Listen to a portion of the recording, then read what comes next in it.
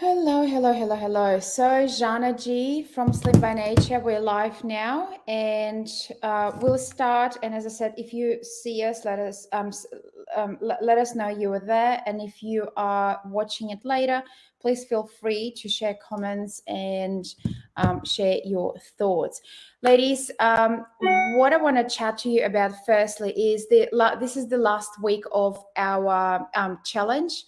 So energy challenge is going to be, the maintenance challenge is going to be finishing on a Sunday. So what we need your stats, so your photos, your measurements, your befores and afters. And ideally, we want to hear your thoughts. I know some of you behind the scenes have missed a couple of actual Sundays check-ins, but please do so because obviously you're still in the running for the prizes, and we would love to have you on board and in the running with the challenge. Chelsea's not in with me today. However, if you have any nutritional questions or if you need any support, we are in the office tomorrow. So do let us know. And we're also planning a new challenge for January 2023. But all the details and announcement will be coming up in the next couple of weeks. So, and tonight, I have a pleasure to be chatting to Anna from Happy Mash, and I'll bring her into our live stream. And yeah, so if you are interested about sexual health, and if you really want to explore in depth on or perhaps learn something new that you haven't heard or thought about or knew before, definitely tune in. So I'll bring Anna and we will begin. Hello. Hi, Hi. Shannon. Hi, good to see you again. So Hi. welcome to Slim by Nature in our community. And as I said, women who will be watching over tonight or tomorrow, they'll probably will be quite excited about the topic. So we may make some noise, but it's an interesting chapter to uncover in the book. Yeah, it's an interesting informational section. Absolutely. So Everyone is always so curious about what I do, and everyone always has lots of questions. But there's definitely sort of barriers to overcome in the course of the conversation, and always a little bit of humor helps to do that and to loosen everyone up. absolutely, I'm up for it. But tell me a little bit about yourself. So how did you get into it, and what was your eye opening for to actually go into and start something like that and start educating women? Yeah, well, so Happy Mash is a sex toy brand for people with vulvas. And I guess ever since I left school and became 18, I always was interested in sex education for starters, but also sexual health. I worked in Africa for a few months doing AIDS and HIV awareness course. I, volunteered at university, handing out condoms to people and made sure that people knew where they could go and get STI checks. And I did my thesis on human trafficking and specifically sex trafficking within Scotland, where I did my master's degree. And so for some reason, things kept leading me back to the sex world or like the sexual wellness world.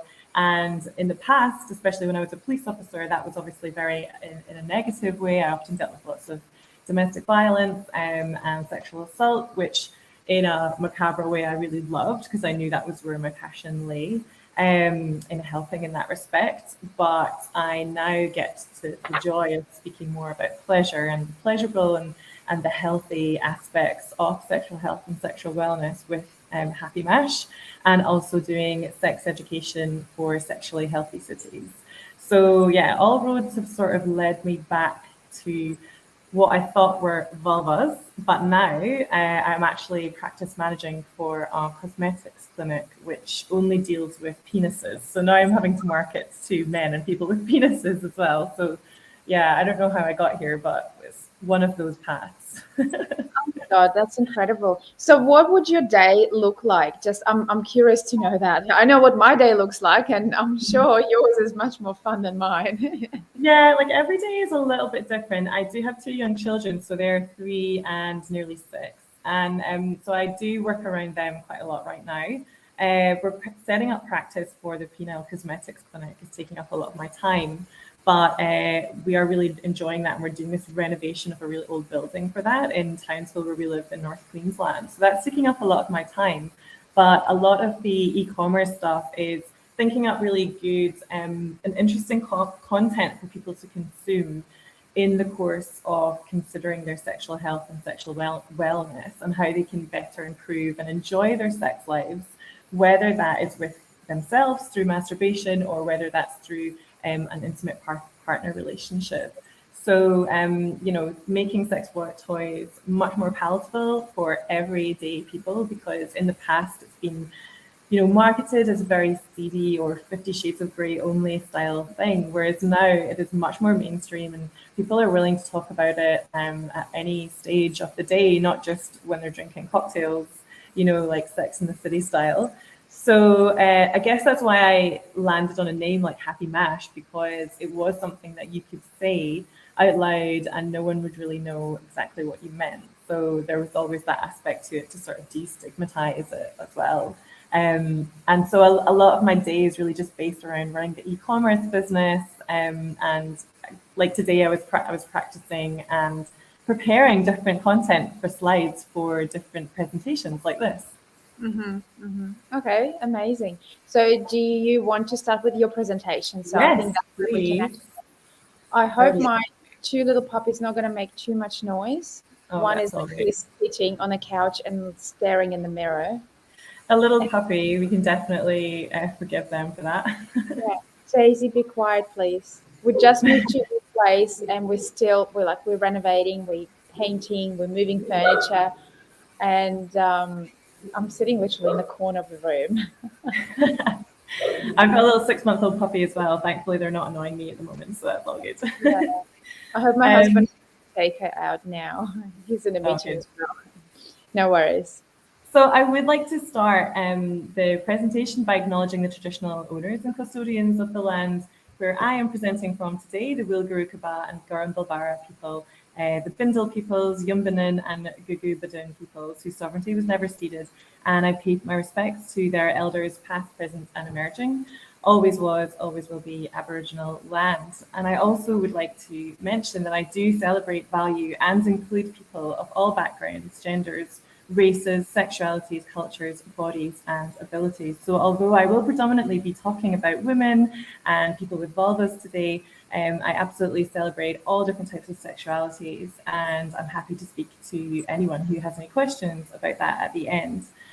I also want to issue a trauma-sensitive acknowledgement at the beginning of our session today, because I will be discussing some content that covers bodies and sex and sexuality and gender. And if you have any past sexual or otherwise trauma from your past, please know that this is a safe and supportive space, and your trauma is 1000% valid, and I believe you. And you are free to leave this session at any time with absolutely no judgment whatsoever, because not everyone is ready for a type of sexual exploration if they're not ready, and that is completely okay. Beautiful. All right, so what I'm just going to run through is roughly what I'm going to discuss today. So the purposes of this webinar, as I mentioned, is for predominantly people with vulvas or who identify as women. And that's important because the experience of women or people with vulvas is so important, and we have been sculpted, whether we want to or not, by the society in which we've been brought up and how we've been conditioned, whether that be from our peers, from our parents or school, and we can't get away from that. So it's very important to acknowledge. I really want to discuss things like body confidence as well, especially for everyone who is enjoying this challenge. Like, congratulations for getting this far, because I understand you are coming into the final stretch, which is absolutely amazing. And, this sort of body image that you may be having a sort of transformation, and the way that you feel about yourself is so intrinsically linked in with the way that you feel about your body.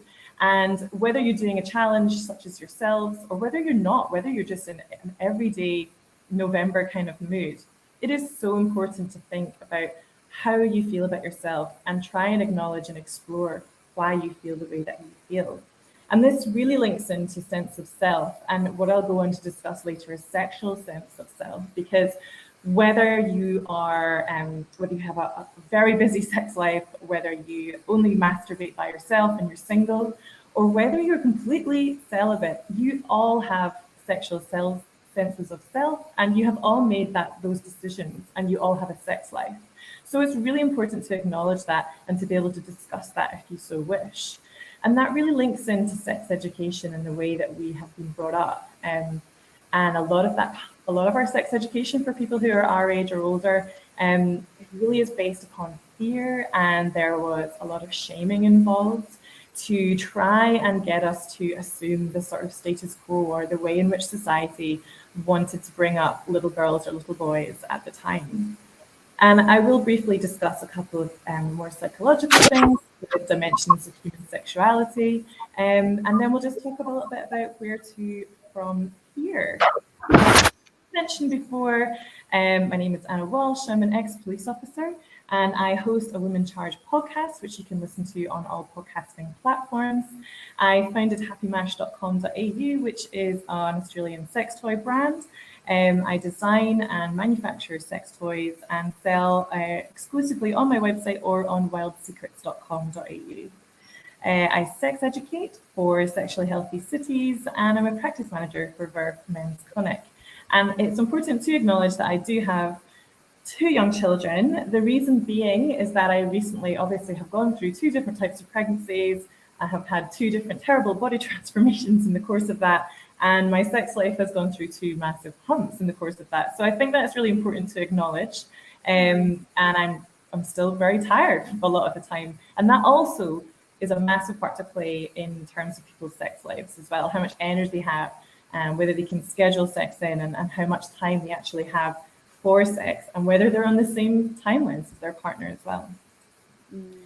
So let's talk about you and your body. I really want you to consider the relationship that you have with your body, because it's really, really important. And a lot of people try and get us to make sure that our bodies are linking with our minds and we're connected to our bodies, and that we're not really 2 separate entities.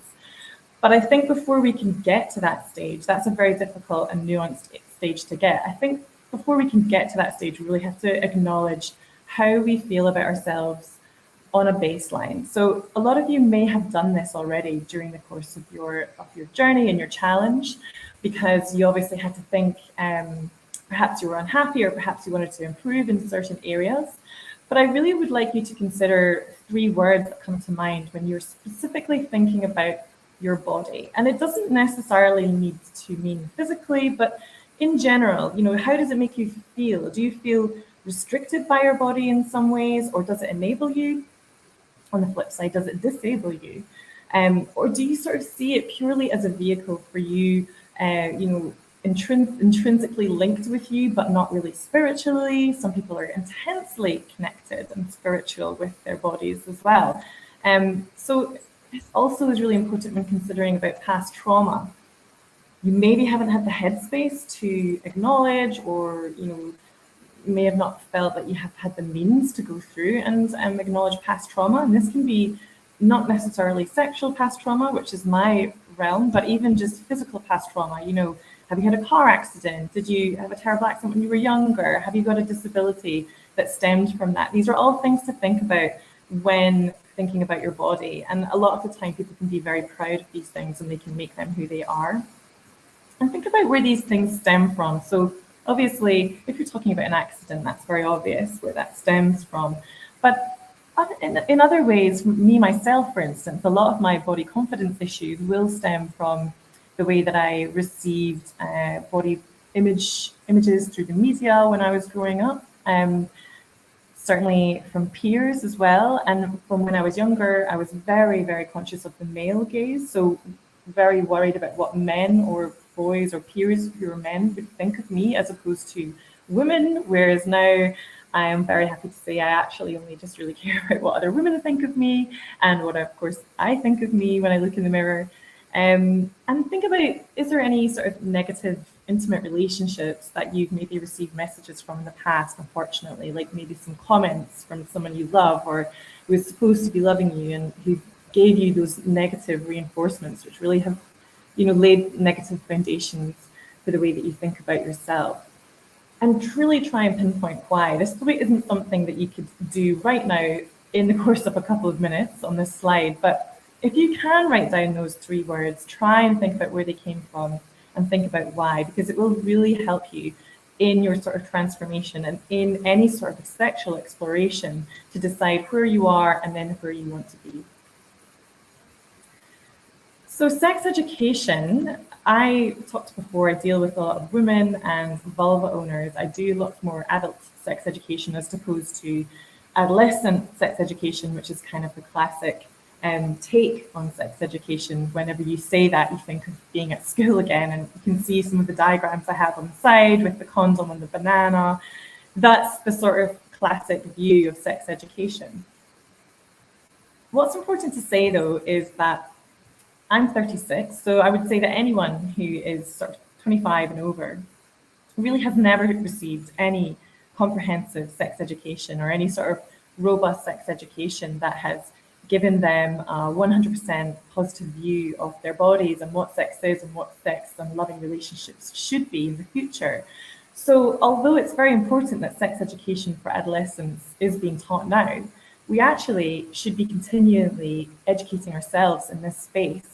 And this is really important because our sex lives will never stay the same, no matter if we are with the same partner for 50 plus years. They should never remain the same, and we'll grow with them. And they will change, and our pleasures will change, and what we want and what we like will change, and our bodies will change. And that's actually an amazing thing. If we could imagine the opposite was true, and we would stay exactly the same, and we would have the same sex lives, the same positions for 50 plus years, like that would be so depressing, and I cannot imagine that anyone would stay together for that length of time. So really communication is really the main thing, and that is so important with sex education in general. Now, thinking about your own education, have a think about the sex education that you did or perhaps did not receive when you were young and when you were at school. And think also about how much that was based on fear or based on shame. For instance, fear was like the repercussions of things like sexually transmitted infections or pregnancy. And that's very much based on abstinence, not to have sex at all. And there's a shame for what was classically deemed, especially for women and girls, as promiscuity. So I would class that as sexual freedom, doing what you want to do, or perhaps I would even refer to it as my gap year when I was 18. But I also want to say that like this shame warning for expressing sexuality and sexual orientation is so linked in with identity and gender, and it is completely normal for people to want to do that, and very, very healthy for people to want to do that. So it's such a shame that so much of our exploration was perhaps tainted and was based upon fear and shame in our earlier years. How open are you to sexual fluidity? And by that, I mean your sexual orientation. Do you feel like you fit very strictly into brackets such as heterosexuality, bisexuality, or homosexuality? Or do you feel like you're somewhere in the middle? Because if you do, that's okay. And actually, anyone who says that they identify as either of the main brackets, which I just mentioned, will often say that their sexuality is on a spectrum. And you can never really actually accurately label someone's or a sexual orientation. But the most important thing is that it's their sexual orientation to label or not to label. So I think fluidity is a very good term to use for this overall, because it absolutely encompasses the fact that we are all sexually fluid and that we have the right to be that if we do so wish. Another amazing stat is that 1 in 7 vulva owners in Australia have never looked at their genitals. So if you haven't ever got down there and looked in the mirror, perhaps you maybe only had to when you were pregnant or giving birth or something like that, or maybe when you had an STI or something like that. If you haven't actually looked down at your vulva, please have a look down at your vulva and marvel at how beautiful she is, because every vulva is massively different, and vulva diversity is something that I am going to talk about later. I think it's, yes, no, it is on my next slide. Here we go. This is our labia library. Okay. Sorry, and what were the stats? Did you say 7 out of 10? 1 in 7 vulva owners have never looked at their genitals. So like using a mirror or having a look right Sure. down, because they feel so shamed to have a look down. Vaginas, as they were classically termed, but that's actually the internal part to a female's genitalia. But the vulva that you can see, the labia, inner labia, the minora and the majora, and then the clitoris, everything you can see from the outside is your vulva. And so often the vulva has been shamed within society and it's been seen as something that's very either disgusting or something that you should be hiding away. And if you think about all the sort of terms that have ever been used to describe female genitalia, they often have been quite violent terms. So if you think about when you were in the playground, when you were younger, or when you were at university or amongst your peers in whatever way, jokes, whatnot, the vulva will always be seen in a very negative and often violent way. Whereas if you think about the male genitalia, it will often be seen as very strong and powerful and very dominant in many ways. Even though a lot of it will be used in humor, it still is important to think about the way in which society portrays these two things. And that is exactly why some people with vulvas feel like they don't want to look down at their vulva because Those views do condition us.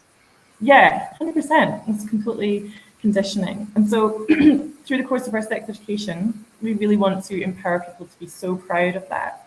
Now, the Labia Library, which you can find that at labialibrary.org.au. Oh, sorry, I've not got the next one up. Here it is. I thought I was on it. This is the Labia Library that I was talking about. labialibrary.org.au. Now, this was commissioned by the Victorian Department of Health around about 10 years ago. And it was in response to the large number of labiaplasty requests that were coming from teenage girls or young adults who were women. And a lot of that they thought at the time was probably down to the mass increase in usage and access of pornography amongst both boys and girls at the time. And so people were thinking that not only, classically our faces, our bodies had to look a certain way, but also our labia and our vulvas had to look a certain way. And there were intense shame and worry that their genitals did not look the same way as porn stars did. And I think that goes probably for men as well. However, men sort of tends to go with size as opposed to with women. There are lots of different types of diversities that you can have. And this is a great example of all the different types of diversities that you can have with the labia. It's a free resource. It's still online if you go to labialibrary.org.au. And it's a wonderful way that we can use pictures to show diversity and to make everyone feel that they are absolutely 100% the way that they should look, and they should be very proud of that. Another resource that I thought would be interesting for anyone watching is Talk Soon, Talk Often. There are links in here which I can send through, Jana, if you want to send them out afterwards, but you can also just Google Talk Soon, Talk Often, and there's a PDF link that will come up, which was the Western Australia government. And this was actually a document which I think is also about 10 years old, but it's still very current. It has stood the test of time.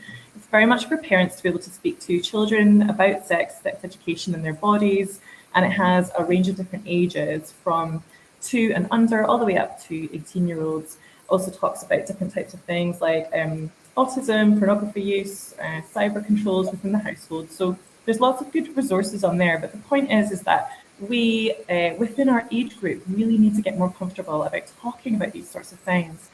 And that really starts with acknowledging your own sexuality, your own hang-ups that you have with your body, and whether you feel like you're satisfied with your own sex lives, thinking about the sex education that you received, whether negative or positive. All these things really add up. And as adults, we don't actually really tend to address them. We sort of assume it's something that's for puberty or when we're in our 20s.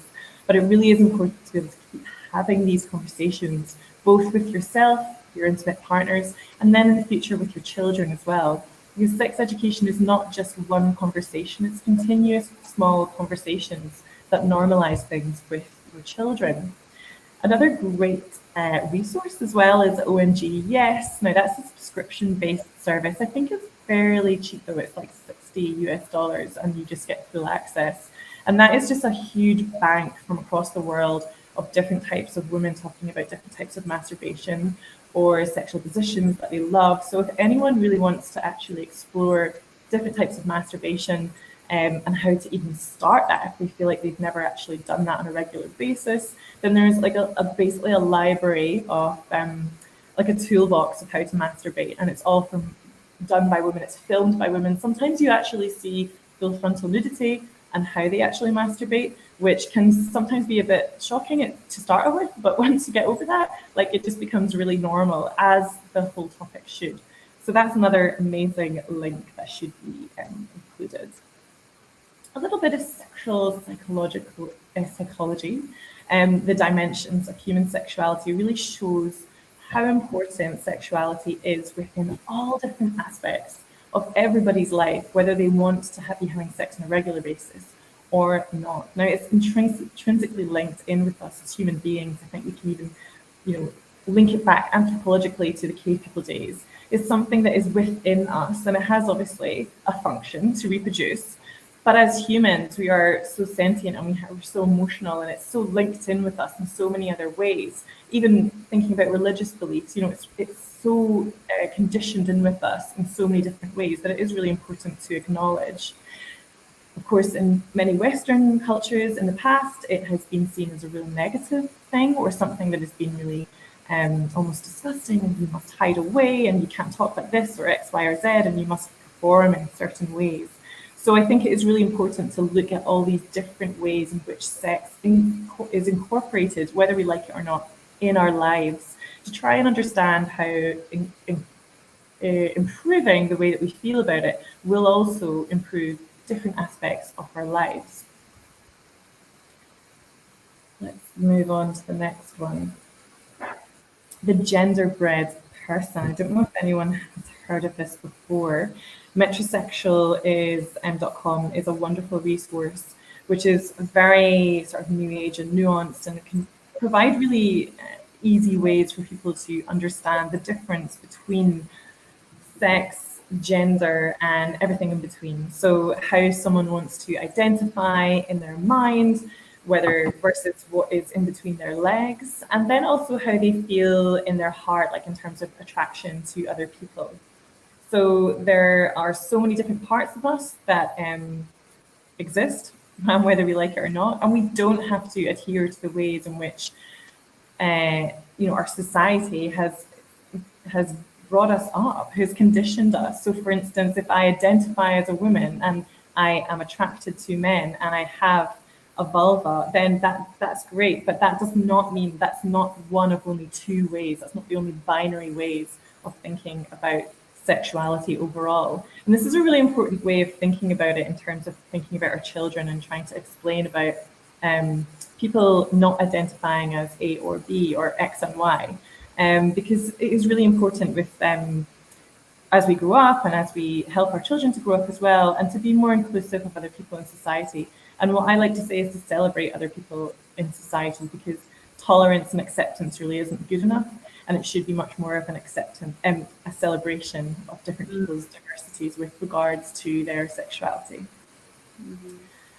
So how does this all relate to you? Well, I think it's really important because, as I talked about before, everyone has a sex life. So your sex life, it is what it is at the moment, and have a think about that and acknowledge exactly what it is and whether it is where you would like it to be.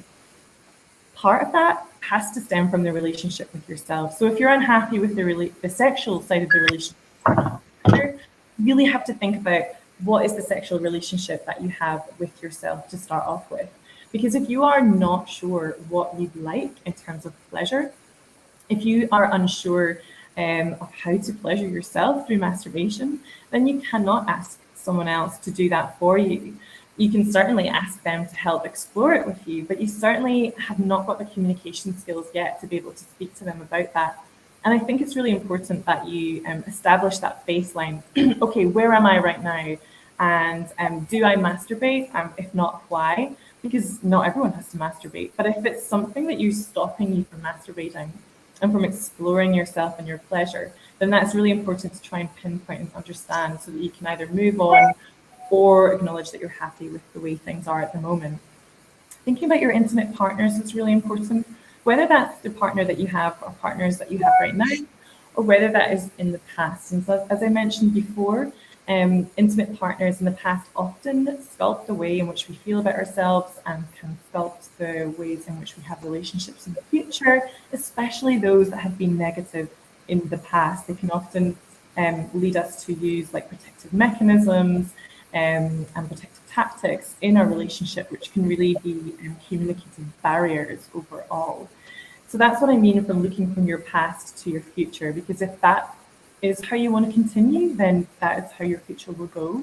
But if you want to look further into yourself, have a think about why you say or do or feel the way that you feel, then it's really important, because that will ultimately change the way that your future will be sculpted. And I think I've tried to reiterate how much of your sex life should be part of that. For a great starting point then, tips to springboard to great sexual health. So first of all, sexual exploration is really important, and that absolutely has to start with yourself.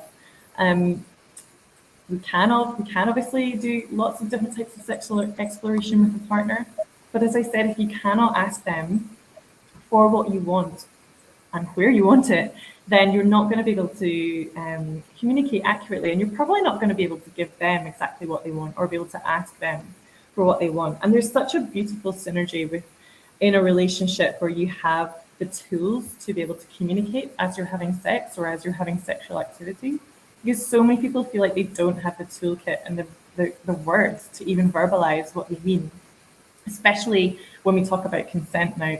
Asking someone, is this okay? Can you continue here? Want to do this more or change? You know, we feel like that's really clunky, but it's actually such a beautiful synergy when we get the communication right with the partner, and can really solidify the connection that you get and make it even stronger, the connection that you get with someone during sexual activity.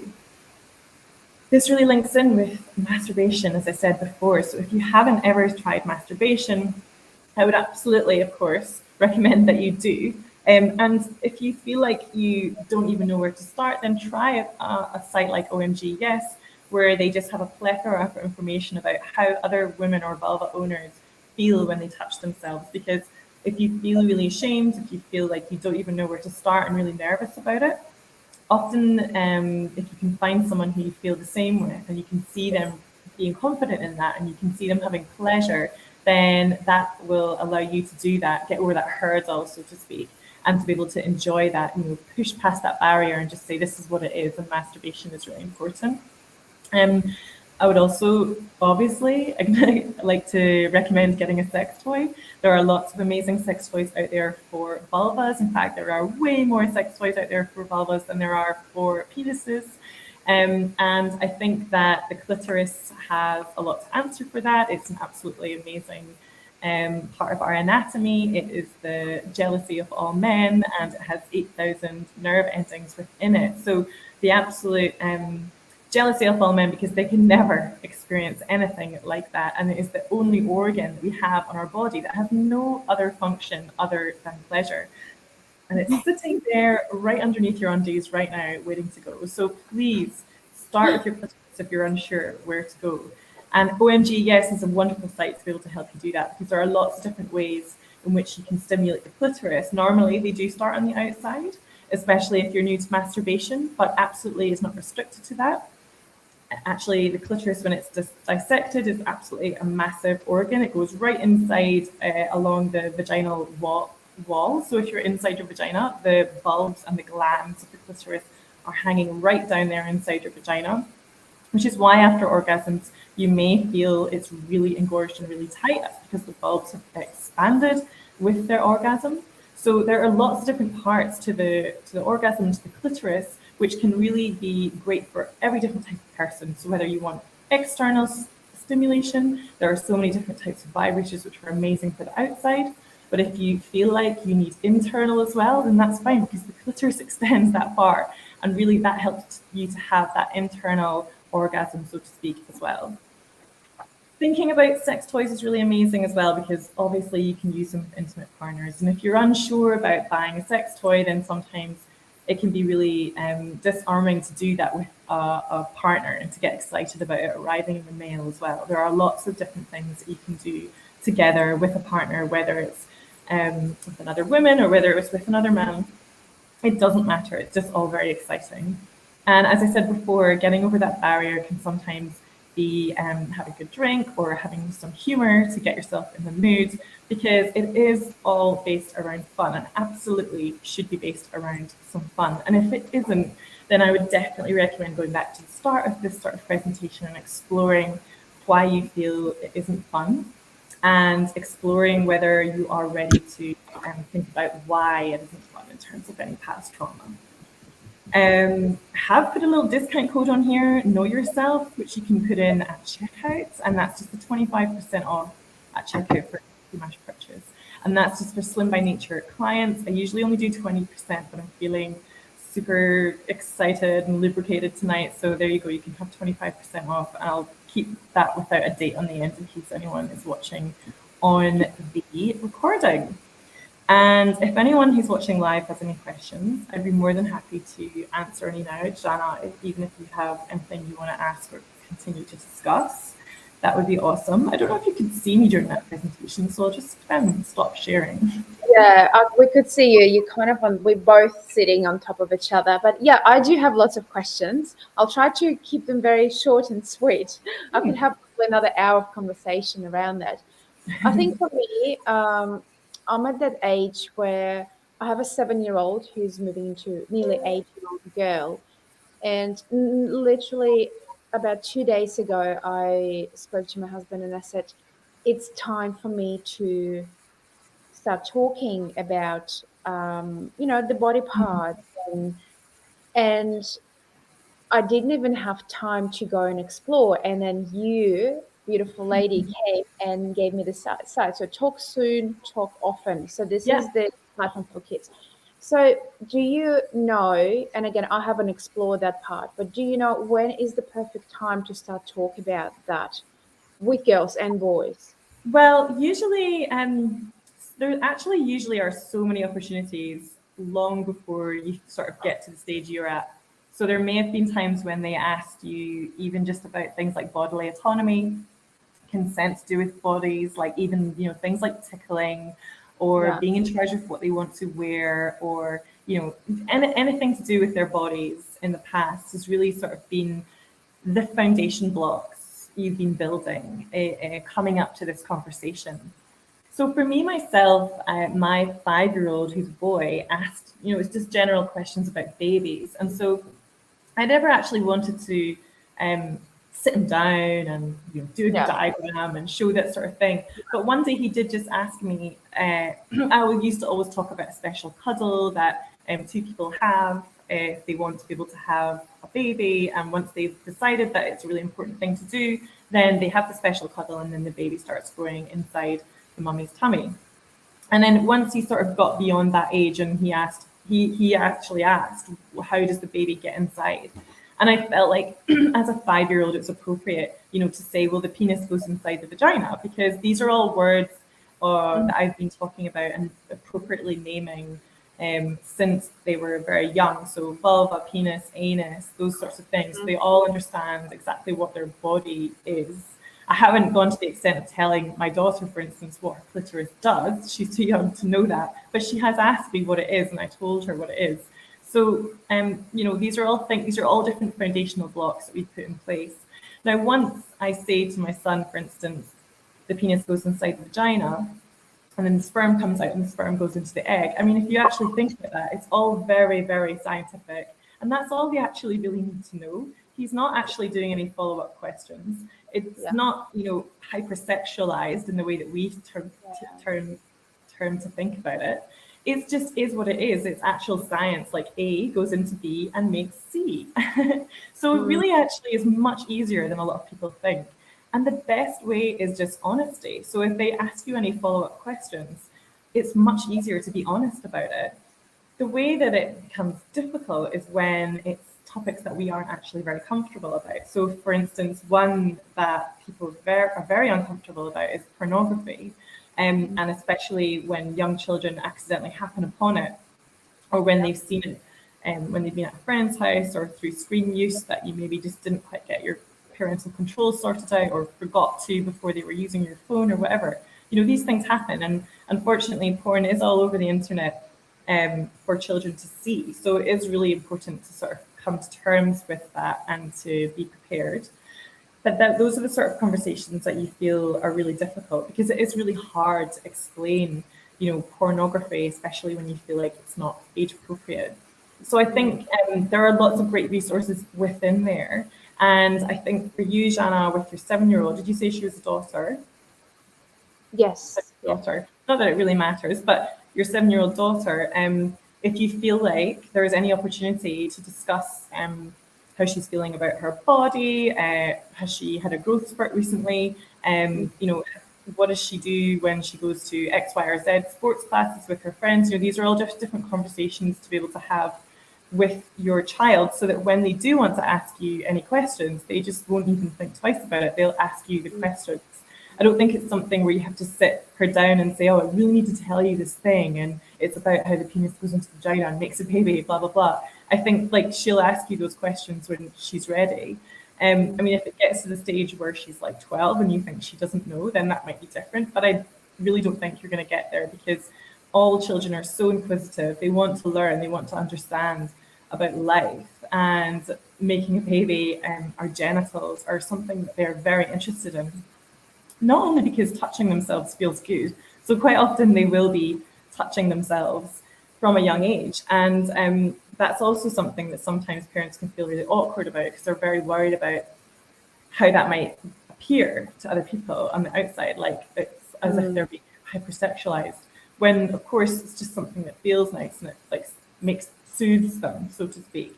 And so just a gentle reminder that they shouldn't touch themselves when they're in public, and they can do that.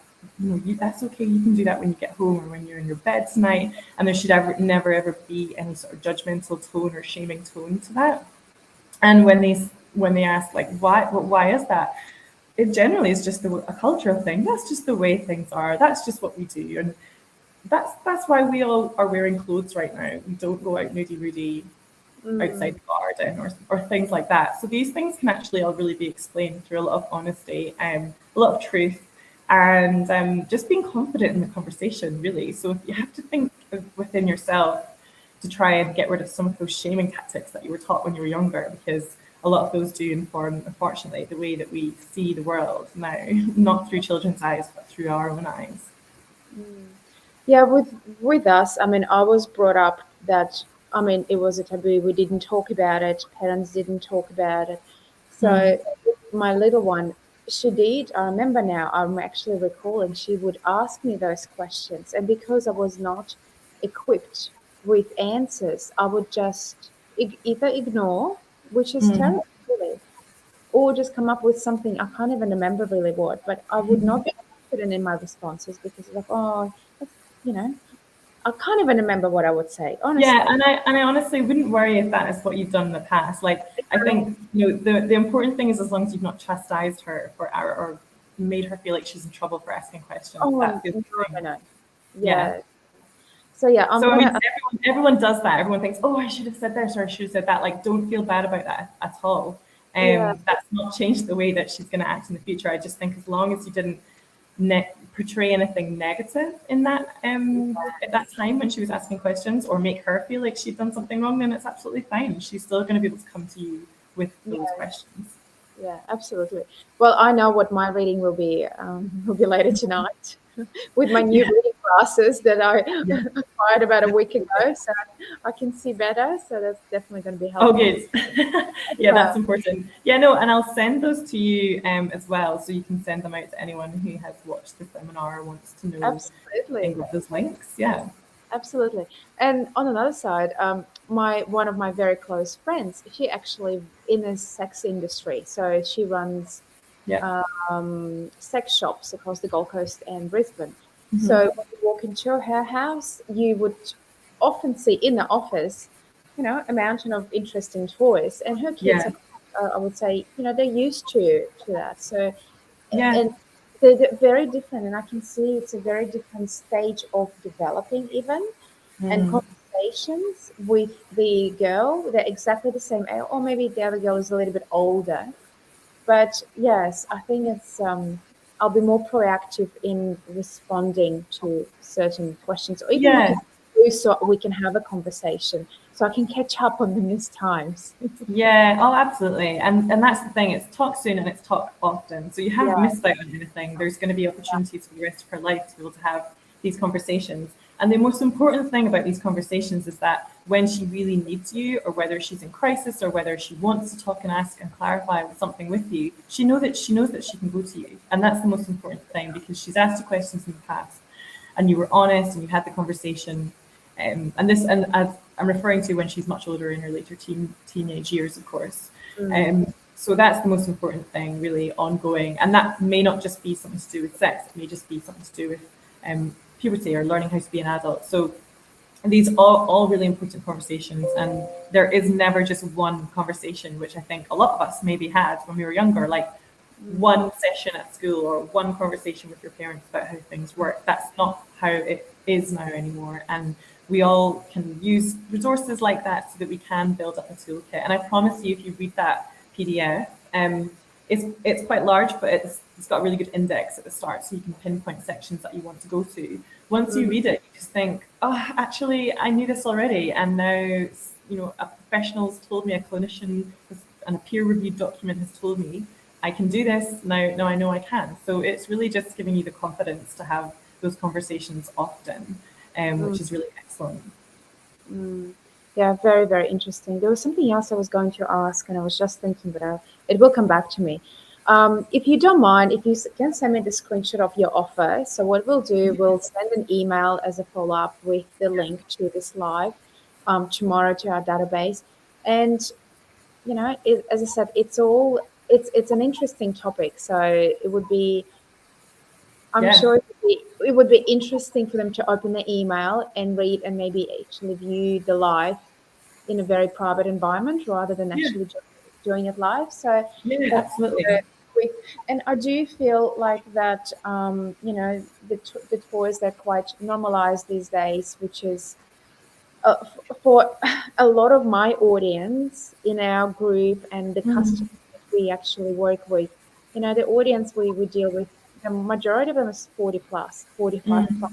So that's a very fragile age where we didn't have enough information. We kind of Yeah, explored it ourselves.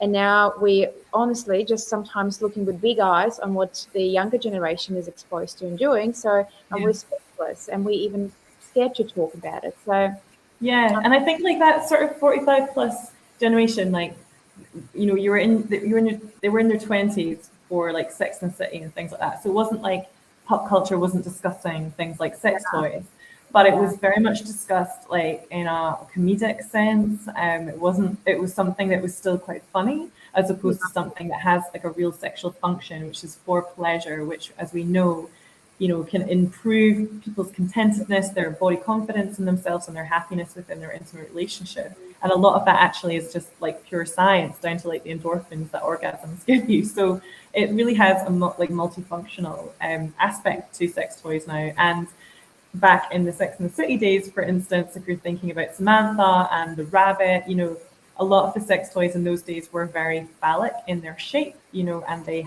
either were rabbits or they almost looked like a penis, like almost like the dildo style thing. And that is not what a lot of women and vulva owners through research show that they actually are looking for when they're thinking about masturbation and pleasure. And so sex toys absolutely should not look like that.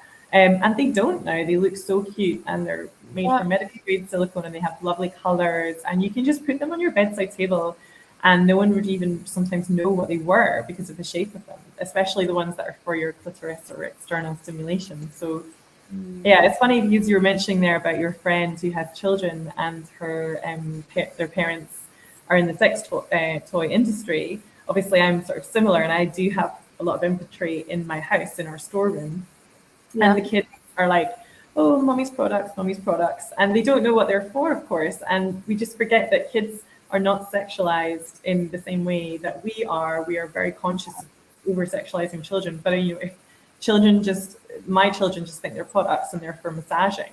They don't ask any other questions about where they go. Maybe Yeah. perhaps the 7 or 8 year olds children know where they go, and it just makes people feel good. That's all you actually need to say. Yeah. And that's actually really all it is at the end of the day. It's just products to massage and make us feel good. And Yes. it just really takes all this taboo and the stigma away when you really think about it like that, which is quite appropriate, I think. And probably the last question, again, going back to kids, because I'm in that space. So with the school education, and I mean, I didn't go to school in Australia, so I had no sexual education when I grew up.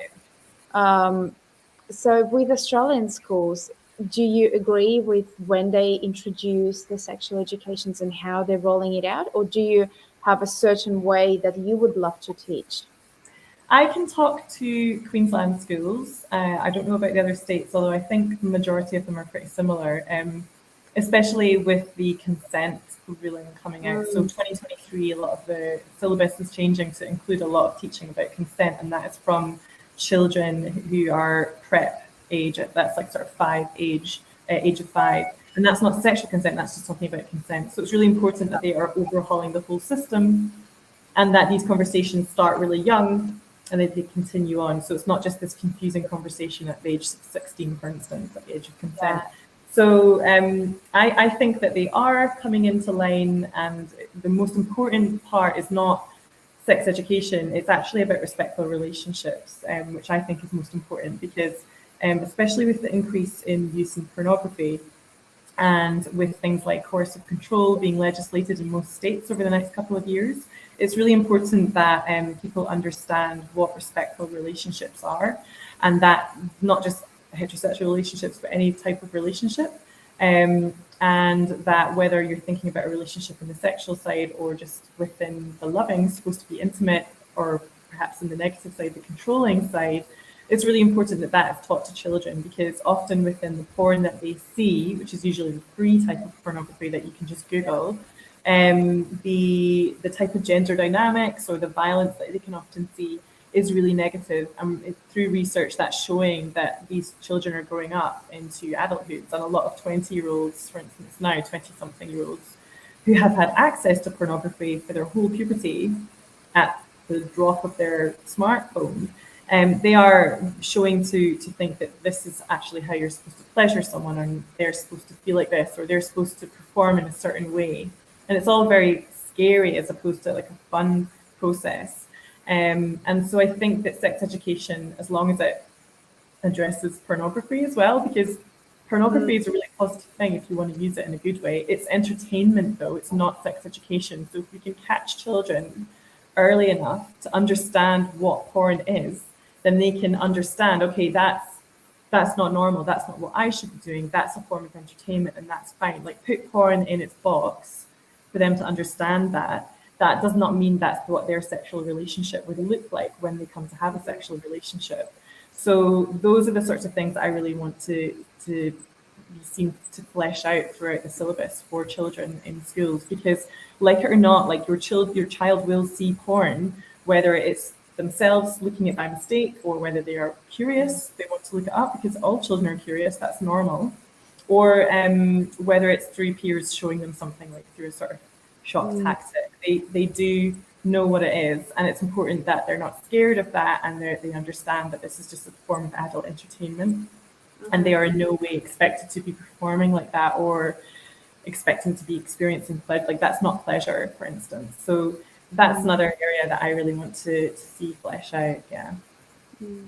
I know someone who's actually going at the moment through this process of removing their children or helping their children to be away from porn. So, but how do you actually do that? So only through the conversation, only through the patience and time and their own understanding.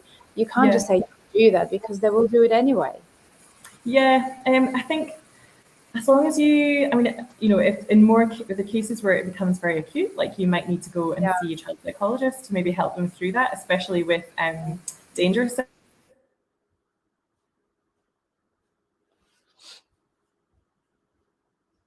I hope I didn't cut out.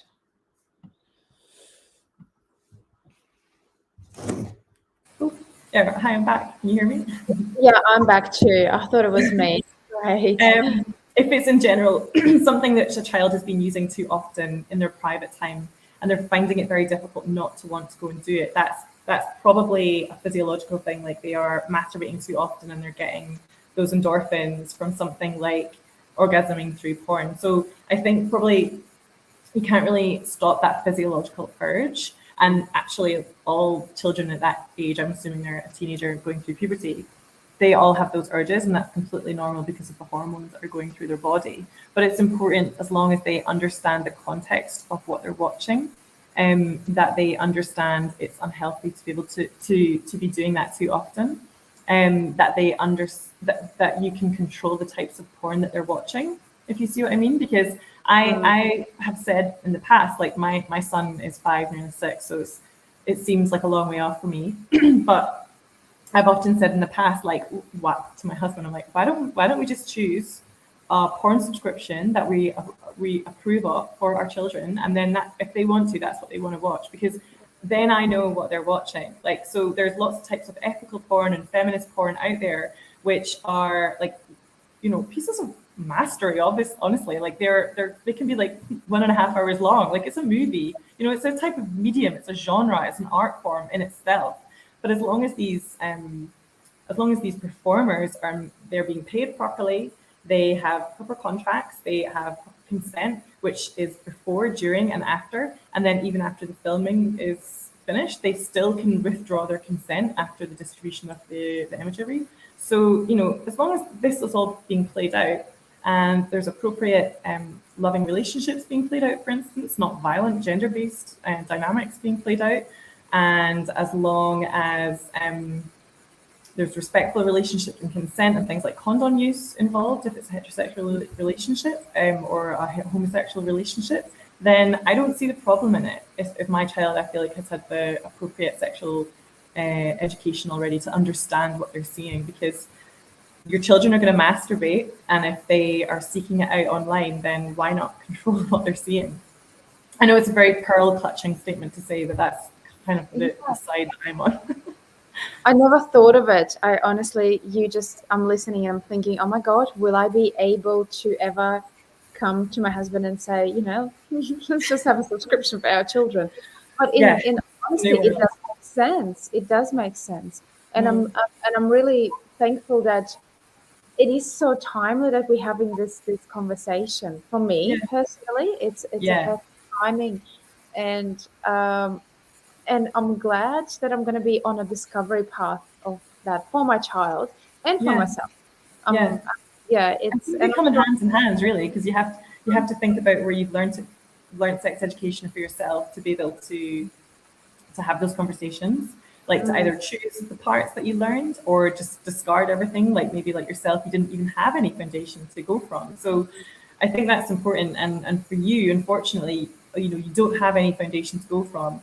And a lot of that will have been, I'm assuming, I don't want to assume too much, but I'm assuming through just silence and absolutely no questions asked, and you felt like there was no freedom to be able to ask those questions. So that's something that you obviously can overcome really easily, and you're wanting to offer that to your child, which is the important thing. And I think that's like the major step to overcome, is to realize that you don't want your child to have that same lack of education that you had.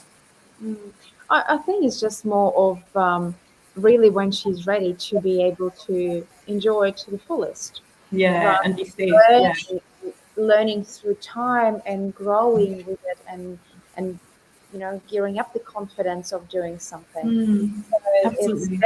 And a lot of women, my age and above, they're probably having exactly the same things. And it's a constant exploration. I mean, thinking about, say, your daughter in 10 years' time, like we all remember being that 17 age, like what a wonderful time that is. After we've had children, again, there has to be a re-exploration of ourselves and our body and our sexuality. And perhaps anyone who's menopausal, postmenopausal, we absolutely have to do that again. And the great thing about your body is that, it continuously grows and changes. Like your clitoris, for instance, it grows over time. So you actually have, even though you're postmenopausal, you actually have the capacity to have even stronger orgasms as you age. So there are really great positive things out there. So I love it. Fantastic. A lot of women also don't children in the house to deal with as well. So there's a lot more freedom in that respect also. Yeah, a lot more time, and you probably get a better sleep as well. You Yes. actually can get decent sleep. Well, Yeah, look, and that was actually one thing I wrote down when I didn't put in my slides. It's really yeah, important to schedule in sex. So whether that's sex with your partner or sex with yourself, like take the time to do it. Or when I masturbate, I can honestly I use a toy that actually is one of my own toys, but it can just take 5 to 10 minutes. Like that's all, and then I just walk out the house feeling great. yeah, So, as long as you can change the way that you think about masturbation, it's not dirty, it's not seedy, it's not slovenly. It is wellness and it's self care, and it makes you feel fucking great about yourself in the moment and also continuously, especially when you think about yourself and your body and your sexuality. So it's really, there are literally no downsides at all. no, there are no downsides at all. I love it. I love it. Yeah. Look, thank you so much for your time. I love the conversation, and I love the education, and I love the links, which is exactly what I needed. And yeah, I hope to see you soon at Yes, whichever conference we decide to go, absolutely. and learn more. But have a lovely, lovely night. Thank you so much for spending this time with me, and You're I'll more book than you welcome. the stream, and I'll speak to you soon. Okay, thanks, Shanna, and good luck for everyone for the rest of the challenge and transformation. I can't wait to see all your before and after pictures. Well, actually, I won't see them because that's confidential, but I can just imagine. It will be. Yeah, we always have good ones. Yes. Okay, Yeah. great. Yeah. Thank Thanks so you. much. Bye. Take Bye. care. Bye. Ladies, well, I hope you all enjoyed this session. I did. I've learned a few things. As I said, we will send this live tomorrow. We'll send it over to you. And I'll also include Anna's special discount for Slim by Nature girls. And if you do have questions, you've got her contacts. Start following her page. You don't have to tell anyone. This is the beautiful part about it. You can just start exploring and educating yourself. But also just remind you, we are running the Black Friday sale. It's 30% off with the code BLACK30. So please, we've been really, really busy. So Ali and Dispatch has been literally flat out. We had to reorder a few of, especially the patches, they're flying out the door. So if you are thinking of starting a program just before Christmas, which is now, you can't really start before Christmas, you need to do it now. Or if you're thinking of starting a program perhaps in early January, mid or end January, do yourself a favor and grab a bargain, 30% off with the code BLACK30. But otherwise, I'll be back in touch with you Friday, and we will be looking at our finalists on a Sunday, and we've got another week to go through the judging, and we'll be announcing our winners next week. So I'll see you soon, and have a good night. Bye.